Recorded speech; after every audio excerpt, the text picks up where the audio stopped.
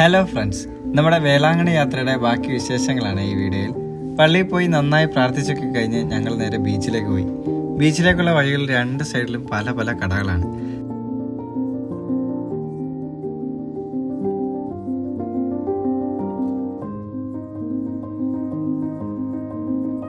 ഞങ്ങൾ കുറച്ച് കടകളിലൊക്കെ കയറി കുറച്ച് സാധനങ്ങളൊക്കെ പർച്ചേസ് ചെയ്ത് നേരെ ബീച്ചിലേക്ക് പോയി.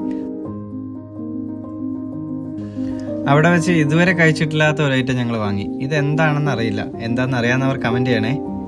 പിന്നെ നടന്ന് നല്ല വിശപ്പായി. ബീച്ചിൻ്റെ അടുത്തായി ഒരുപാട് സീ ഫുഡ് കടകളൊക്കെ ഉണ്ടായിരുന്നു.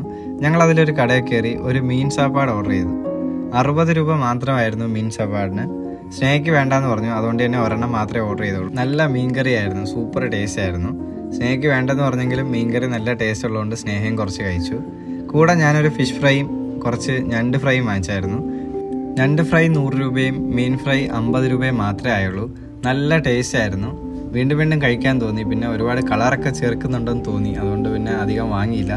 അങ്ങനെ ഫുഡൊക്കെ കഴിച്ച് കുറച്ച് നേരം അവിടെ കറങ്ങി തിരിഞ്ഞൊക്കെ നിന്ന ശേഷം ഞങ്ങൾ നേരെ റൂമിലേക്ക് പോയി ഒരു ഉറക്കമൊക്കെ പാസ്സാക്കി. ഉറങ്ങി എഴുന്നേറ്റ് ഫ്രഷായി നേരെ മാതാവിൻ്റെ പ്രദക്ഷിണം കണ്ട് കുറേ നേരം പ്രാർത്ഥിച്ച് ഇനി ഞങ്ങൾ നേരെ വീട്ടിലോട്ട് പോവുകയാണ്.